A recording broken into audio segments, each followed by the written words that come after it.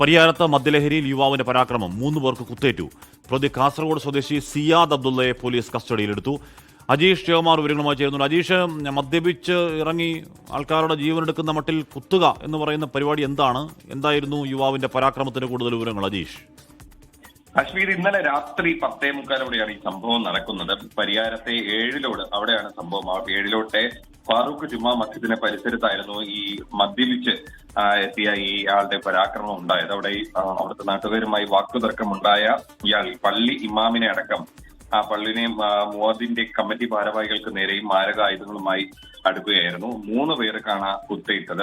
അവരുടെ പരിക്ക് ഗുരുതരമല്ല. ഇവരെ ഇന്നലെ പയ്യന്നൂരിന്റെ ആശുപത്രിയിൽ പ്രവേശിപ്പിച്ചിട്ടുണ്ട്. പരിക്ക് ഗുരുതരമല്ലാത്തതിനാൽ പ്രാഥമിക ചികിത്സയ്ക്ക് ശേഷം ഇന്ന് രാവിലെ ഇവരെല്ലാം ഡിസ്ചാർജ് ചെയ്തു. പിന്നീട് ഇയാളെ നാട്ടുകാർ കൈകാര്യം ചെയ്തിട്ടുണ്ടായിരുന്നു.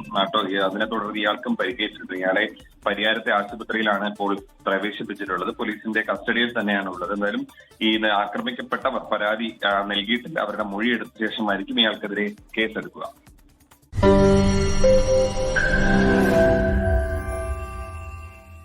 ലോകത്തെവിടെയായാലും ഏത് സമയത്തും 24 വാർത്തകളും ഓഗ്മെന്റഡ് റിയാലിറ്റി പാക്കേജുകളും എക്സ്പ്ലെയിനറുകളും വിശദമായി കാണാൻ ഞങ്ങളുടെ യൂട്യൂബ് ചാനൽ നിങ്ങൾക്ക് സബ്സ്ക്രൈബ് ചെയ്യാം.